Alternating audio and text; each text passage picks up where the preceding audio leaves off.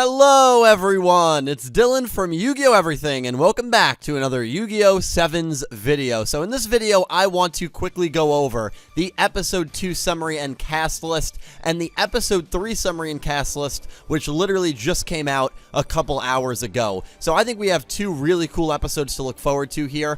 Episode 2 obviously is airing probably like 5 hours after this video gets uploaded, so there is probably a decent chance you will be watching this video, and Episode 2 will have already aired. If that's the case, you can just fast forward to what I think about Episode 3. But let's just get right into it. If you do not want any spoilers, now is your chance to click off this video. 3, 2, 1, let's begin. So here is the Episode 2 summary and cast. Big thank you to DMC, as always, for doing translations for us. Episode 2 is titled, The Man Who Possesses Evil. After beating the Hologram Man, Yuga was able to install the Rush Duel program. However, Rook wants to keep this a secret from Goha Corporation, while Yuga wants everyone to enjoy fun duels. The two decide to settle this dispute with a Rush Duel. And the cast is Yuga, Rook, Gakuto, Roman, Modded Drone, President Goha. So this will be President Goha's debut speaking role, which I am really excited for. I hope he's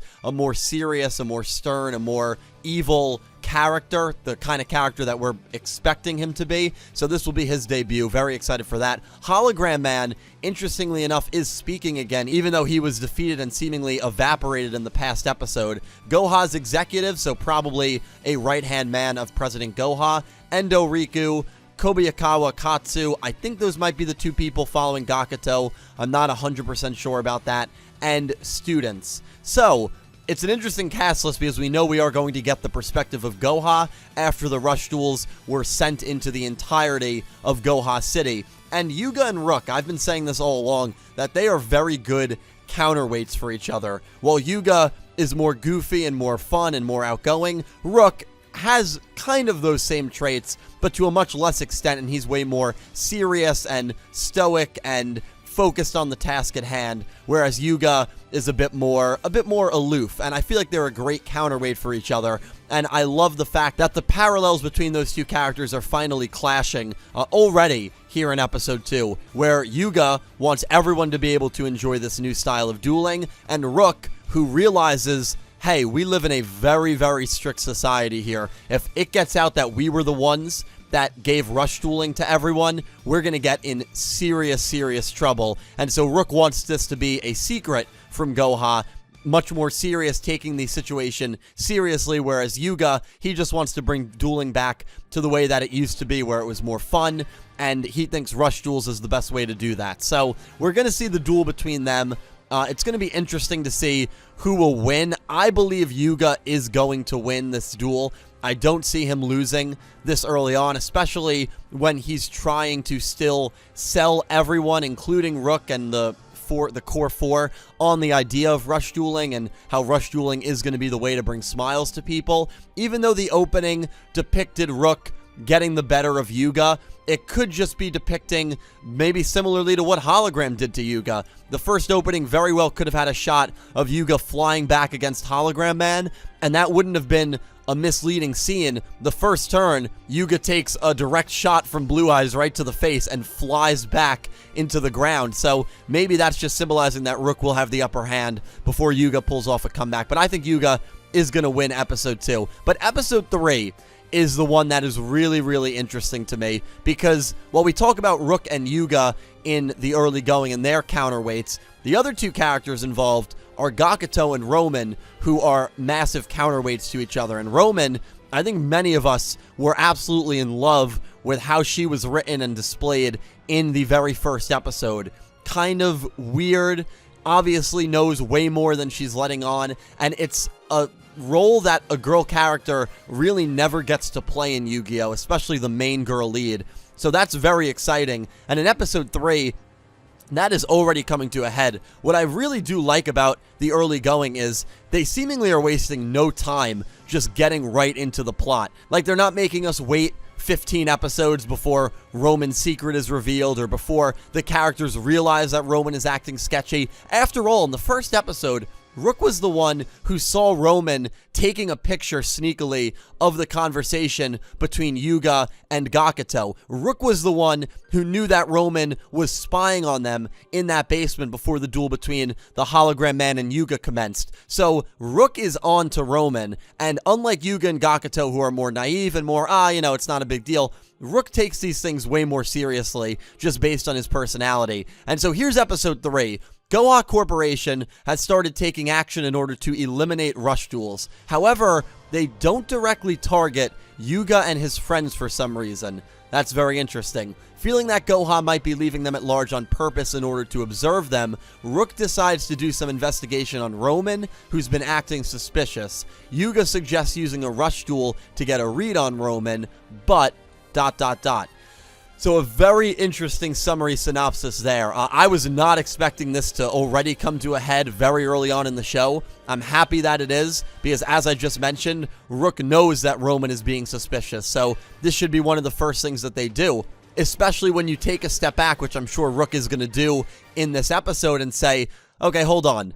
Goha Corporation is eliminating rush duels. They probably have data that we were the ones that created rush duels. We were the ones that released rush duels. Why are they not going after us? Why are they going after everyone else that is using rush duels illegally, but not going after the creator of rush duels? And I think the theory that Goha is leaving them alone to continue to observe them, obviously it's a theory that probably Rook has, makes perfect sense. And then Rook is probably going to start putting the pieces together and say, well, wait a minute. Roman was clearly spying on Yuga when we were in school that day, the day of rush duels, when, rush duels obviously broke out the night of. She probably followed us to that location. She took pictures of when the door opened after Yuga defeated the Hologram Man. So clearly, there is a lot going on here that directly correlates, or could directly correlate, Roman to Goha Corporation, and why Goha Corporation has not gone after Yuga and his friends, because Roman is the insider there, and they have a bug observing Yuga and observing Rook and Gakuto and observing everything that they are doing, and that could give Goha some really important information going forward. And so instead of just breaking up the foundation of rush duels, they're going to say, well, let's wait a little bit. Let's see what these kids do, and then we'll go in there and obviously arrest them or whatever action they're going to take. So I'm very excited that this is coming to a tilt, and in episode 3, we might have not only a duel between Rook and Roman, but I wonder if maybe we're going to have a master duel. I don't want to get people excited by insinuating that that's what's going to happen, but if Yuga suggests using a rush duel to get a read on Roman, and then, of course, the next word is but, that makes me think that is not going to happen, that a rush duel between Rook and Roman is not going to happen, and I wonder if they would have a regular duel. That but could also insinuate that Roman doesn't duel. Yuga suggests using a rush duel, but Roman refuses to duel, or something like that, or but Roman disappears. So it might not be insinuating that they're going to duel, just not in rush duel format.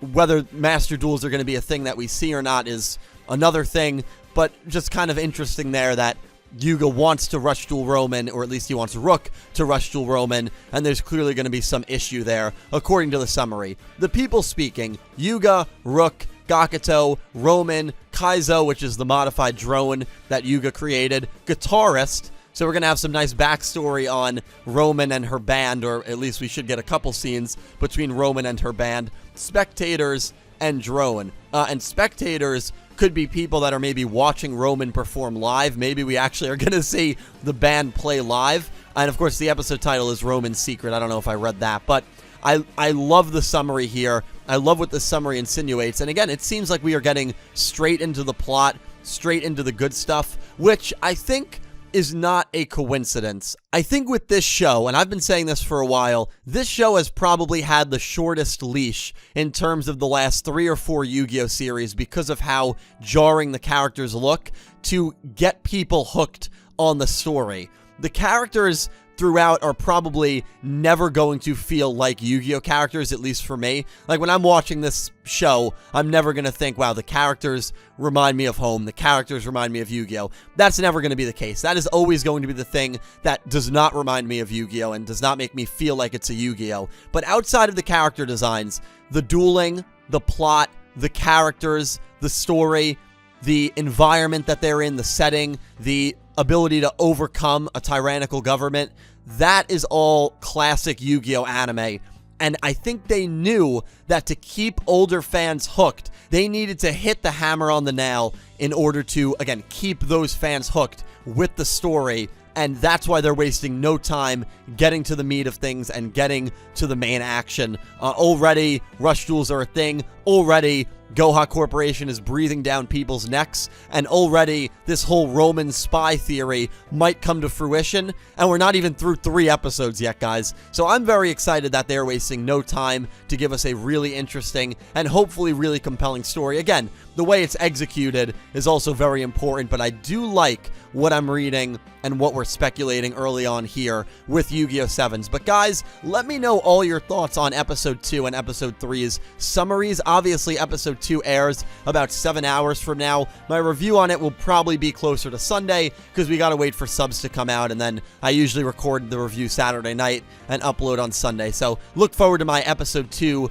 Yu-Gi-Oh! 7's thoughts on Sunday. Thank you all so much for watching, and a big thank you to my Platinum tier patrons Alexa Baker, Glen McGookin, Jorge Carrillo, Horace Maye, Goosey Q, Vincent Van Der Veen, Panther J, Smith620, Jorge Leon, Blue Maiden 28, Jarrett Buller, and Gabe G, and to my Diamond tier patrons Jesse Wood, Latrell Smith, Sean, and Melinda Phantom, and to my Egyptian God tier patron Syn Cloud. Thank you to everyone who supports me on Patreon, and thank you to everyone who is a channel member. I cannot tell you how much you all help me out, and thank you to everyone who just watches these videos. Without you guys, I would not be able to do this. I will talk to you down below. Thank you so much for watching, and I hope you have an amazing day.